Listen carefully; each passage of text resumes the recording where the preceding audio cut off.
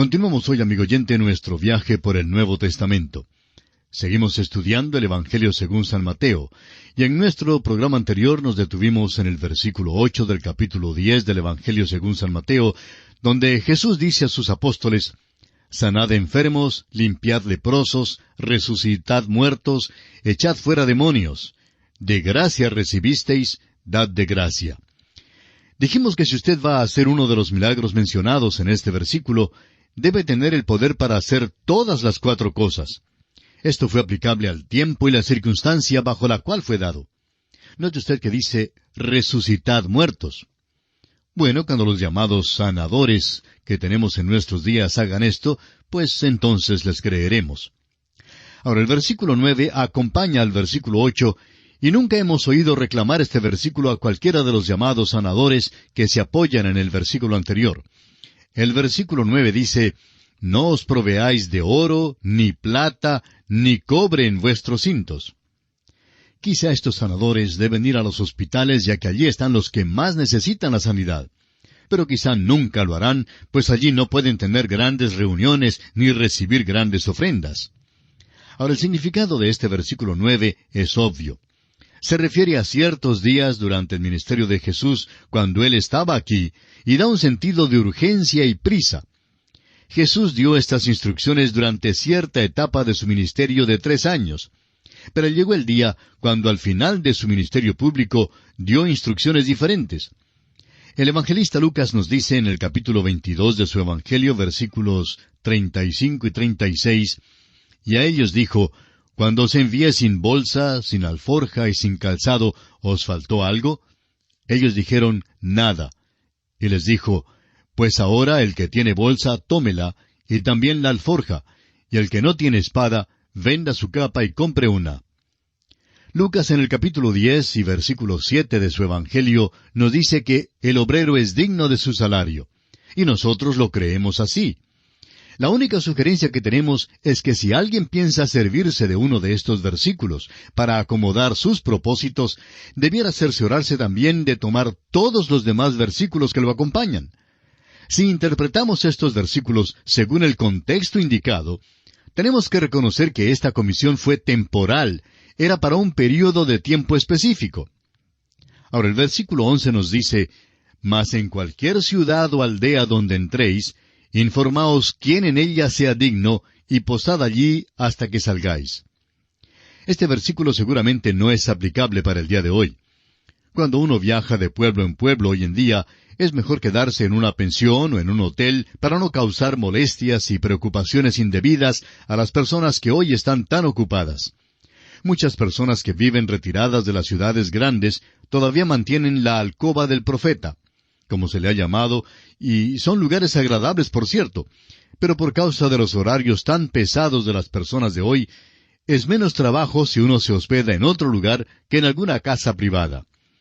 El Señor estaba dando instrucciones a los hombres bajo las circunstancias locales de Palestina, que imperaban por un período de 3 años. Y esperamos que lo podamos interpretar bajo ese tipo de contexto. Los versículos 12 y 13 de este capítulo 10 de San Mateo nos dicen, «Y al entrar en la casa, saludadla. Y si la casa fuere digna, vuestra paz vendrá sobre ella. Mas si no fuere digna, vuestra paz se volverá a vosotros». El Señor no habla acerca de una casa física en este versículo. Más bien se refiere a sus habitantes. Ahora el versículo 14 dice, «Y si alguno no os recibiere, ni oyere vuestras palabras, salid de aquella casa o ciudad, y sacudid el polvo de vuestros pies». Esta no es nuestra comisión hoy en día. Esta no es la actitud de los obreros evangélicos de hoy. Sentimos que esta instrucción fue dada a estos hombres para aquel tiempo en particular. El versículo 15 dice entonces, «De cierto os digo que en el día del juicio será más tolerable el castigo para la tierra de Sodoma y de Gomorra que para aquella ciudad». En el próximo capítulo del Evangelio según San Mateo, encontraremos lo que sucedió a algunas de estas ciudades que cayeron bajo castigo. Proseguimos ahora con el versículo 16. Dice allí, «He aquí yo os envío como ovejas en medio de lobos. Sed pues prudentes como serpientes y sencillos como palomas». Habiendo hablado en cuanto a la situación local, El Señor entonces dio a estos hombres ciertos grandes principios para llevar con ellos mientras testificaban. Estos principios son buenos para todo tiempo y bien pueden ser usados por nosotros hoy en día. Este versículo habla de la condición de la sociedad contemporánea, tanto como de la condición de la sociedad del primer siglo. El Hijo de Dios hoy debe ser prudente como la serpiente y sencillo como la paloma. Es peligroso ser lo uno sin lo otro. Una serpiente es peligrosa hacia otros, y una paloma es indefensa y se expone a todo peligro. Por eso debemos combinar las mejores cualidades de ambos. Ahora el versículo 17 continúa diciendo, «Y guardaos de los hombres, porque os entregarán a los concilios, y en sus sinagogas os azotarán». Quizá ninguno de nosotros ha sido azotado en una sinagoga, pero muchos de nosotros quizá hemos sido azotados verbalmente en alguna de nuestras propias iglesias. Ahora el versículo 18 dice, «Y aun ante gobernadores y reyes seréis llevados por causa de mí, para testimonio a ellos y a los gentiles». Este es otro versículo que se aplica específicamente al tiempo durante el ministerio de 3 años de nuestro Señor. Las cosas ya mencionadas sucedieron a los que pertenecían al Señor en su día, pero también ocurren de vez en cuando a los de la iglesia, aún en nuestros tiempos.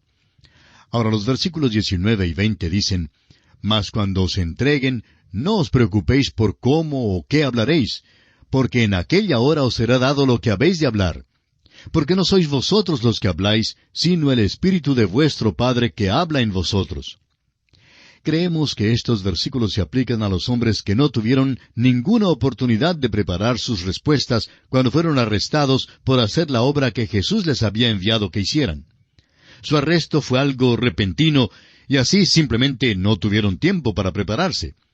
Y si ponemos estos versículos en la situación local de aquel entonces, no tendremos ningún problema comprendiéndolos.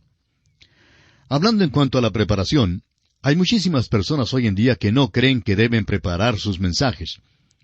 Cierto joven que solía predicar sin preparar su mensaje fue escuchado en cierta ocasión por 2 amigos suyos, quienes notaron con toda evidencia que él no había preparado su mensaje. Al regresar a la casa dijeron al joven, «¿Preparaste tu mensaje para esta noche?» El joven contestó, «Claro que no, el Espíritu de Dios me lo dio». El amigo le dijo con toda franqueza, «No creo que debas inculpar aquel mensaje al Espíritu Santo de Dios». Y amigo oyente, hoy en día, como siempre, es muy necesario preparar lo que vamos a predicar. Hace años, un predicador estaba esperando en una estación del ferrocarril mientras llegaba el tren que debía tomar. Era un domingo en la mañana y mientras esperaba estaba estudiando las notas para su sermón para el servicio de aquella mañana. Se fijó luego en un hombre vestido de saco de faldas sesgadas, que también esperaba el tren. Este se le acercó y le preguntó, «¿Es usted un predicador?» El primero contestó afirmativamente. «Bueno, ¿por qué anda para acá y para allá?», le preguntó el otro. «Estoy repasando las notas para el sermón de esta mañana», contestó el primero. «¿Usted quiere decir que prepara sus sermones?», preguntó el otro con incredulidad. «Sí. ¿Y usted no los prepara?», le preguntó el primer predicador. «No», respondió el otro predicador, «simplemente me paro y dejo que el Espíritu de Dios hable por mí». «Bueno», le preguntó el primer predicador, «¿qué pasa si por acaso empieza usted a predicar y el Espíritu de Dios no le da un mensaje? ¿Qué hace entonces?» «Ah», responde el otro predicador, «simplemente me ocupo en fruslerías hasta que el Espíritu me dé un mensaje». Amigo oyente, hay muchísimos predicadores que se ocupan en fruslerías hoy y no preparan sus mensajes. No hay ninguna excusa para que un hombre no estudie hoy antes de predicar. Reiteramos pues que estos versículos se aplican a la situación local del día de Jesús. Jesús continúa entonces en el versículo 21 diciendo, «El hermano entregará a la muerte al hermano y el padre al hijo, y los hijos se levantarán contra los padres y los harán morir». La venida de Cristo al mundo dividió a los hombres. No trajo la unidad. Cuando una persona de una familia acepta a Cristo y otro miembro no lo acepta, ahí tenemos la división. Pablo lo expresó bien en su primera carta a los Corintios, capítulo 1, versículo 18, cuando dijo, «Porque la palabra de la cruz es locura a los que se pierden, pero a los que se salvan, esto es a nosotros, es poder de Dios».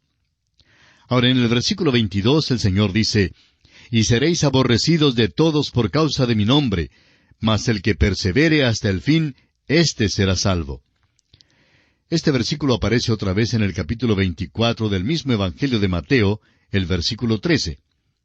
Aquí en el versículo 22 del capítulo 10, se refiere al hecho de que el Señor podrá guardar a los suyos por el período de 3 años de su ministerio.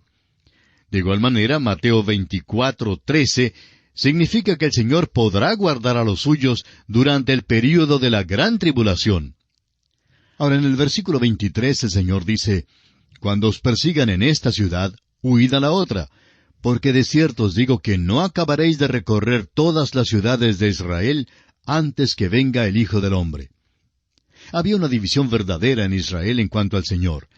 El Señor bien pudo hacer la pregunta, ¿quién dicen los hombres que es el Hijo del Hombre? Podemos estar seguros que cada persona mantenía su propia opinión o criterio en cuanto a Él. El Señor les dijo que antes de que todas las ciudades de Israel fueran visitadas con persecución, el Hijo del Hombre vendría. El Señor habla ahora a los discípulos y les da unas instrucciones generales. Presenta grandes principios, los cuales usted y yo podemos aplicar hoy. Aunque primeramente fueron dirigidos a los hombres con quienes habló el Señor. El versículo 24 dice, «El discípulo no es más que su maestro, ni el siervo más que su señor». Debemos recordar que representamos al Señor Jesucristo y que Él debe tener la preeminencia. Si no lo ponemos en primer lugar, nos encontraremos en apuros. El versículo 25 nos dice, «Bástale al discípulo ser como su maestro y al siervo como su señor. Si al padre de familia llamaron Beelzebú, ¿cuánto más a los de su casa?» Amigo oyente, no se preocupe usted por lo que dirán otros en cuanto a usted, si es que usted es fiel a Cristo. Recuerde que no dijeron cosas amables en cuanto al Señor. Ahora, si Jesús mismo recibió tratamiento tan malo, pues sus discípulos no pueden esperar recibir tratamiento mejor. El versículo 26 de Mateo, capítulo 10, dice, «Así que no los temáis, porque nada hay encubierto que no haya de ser manifestado, ni oculto que no haya de saberse». Amigo oyente, algún día su vida y la mía serán vueltas al revés, por así decirlo, y lo interno será descubierto. El último juicio de Dios algún día vindicará a los creyentes y condenará a sus perseguidores.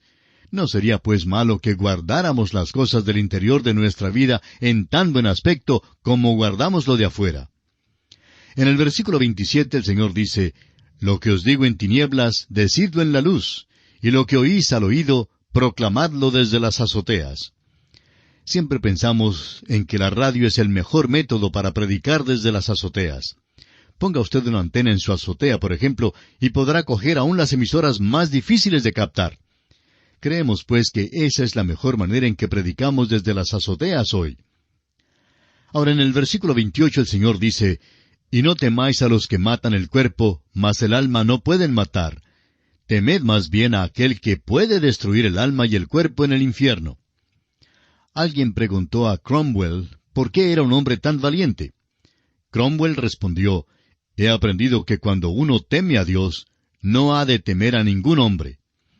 Este versículo nos dice que es más importante temer a Dios, quien tiene la autoridad sobre el alma, tanto como sobre el cuerpo, y que puede traer a los dos a la destrucción en el infierno. Es pues más importante temerle a Él, que temer a los que solo pueden matar el cuerpo. Ahora leamos el versículo 29. «¿No se venden 2 pajarillos por 1 cuarto? Con todo, ni uno de ellos cae a tierra sin vuestro Padre». ¡Qué versículo más maravilloso! El Señor cuida de los pajarillos. ¿Ha observado usted a un pajarillo alguna vez? Hemos tenido la oportunidad de observar algunos pajarillos en diversas ocasiones, y nos hemos deleitado con sus graciosos movimientos y con su trinar y su canto. Y tenemos que decir que es maravilloso saber que el Señor cuida de ellos. Pero surge entonces la pregunta, ¿qué de usted y qué de mí, amigo oyente? Bueno, el versículo 30 nos da la respuesta. «Pues aún vuestros cabellos están todos contados». Amigo oyente, Dios le ama a usted. El Señor Jesús le ama mucho más de lo que su propia madre le ama. ¿Acaso ha contado su madre los cabellos de su cabeza alguna vez? Dios sabe el número de cabellos que usted tiene.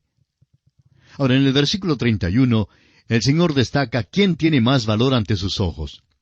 Así que, no temáis, más valéis vosotros que muchos pajarillos. La providencia de Dios se extiende aún a los detalles más pequeños de este mundo, incluyendo el cuidado del pajarillo. Piensa en esto. Si Dios sabe dónde está el pajarillo, ¿cuánto más no va a saber dónde está usted? Nunca llegaremos al lugar donde Dios no pueda saber dónde estemos. En los versículos 32 y 33, el Señor resalta el valor de confesar su nombre. A cualquiera pues que me confiese delante de los hombres, yo también le confesaré delante de mi Padre que está en los cielos. Y a cualquiera que me niegue delante de los hombres, yo también le negaré delante de mi Padre que está en los cielos. Amigo oyente, si verdaderamente confesamos a Jesucristo como Señor y Salvador, el Señor nos confesará delante del Padre que está en el cielo. Ahora, si le negamos a Él, Él también nos negará delante del Padre. Yo por mi parte no quiero negar a Cristo nunca. Debemos emplear la sabiduría, debemos ser prudentes como serpientes en cuanto a este asunto de la negación, porque no es simplemente un breve momento de negación, sino más bien puede tornarse en toda una vida que niega sin cesar a Cristo Jesús. En el versículo 34, Cristo explica la razón de su venida. No penséis que he venido para traer paz a la tierra. No he venido para traer paz, sino espada. Este es un versículo con el cual los pacifistas han tenido algunas dificultades. Hasta cuando toda injusticia sea reprimida y contenida, la persona de Cristo causará la enemistad de Satanás y sucederá una batalla. ¿Cuánto deseamos que un poquito de este versículo penetre en las Naciones Unidas hoy en día y en el pensamiento de algunos predicadores liberales? En su primera venida, Cristo no vino para traer la paz. El pecado todavía está en el mundo, y mientras que se quede en la tierra, Dios dice que no habrá paz para los perversos. Los versículos 35 y 36 exponen lo que sucederá por causa de Cristo. Porque he venido para poner en disensión al hombre contra su padre, a la hija contra su madre, y a la nuera contra su suegra. Y los enemigos del hombre serán los de su casa. Esto ha sido verdad por 2000 años.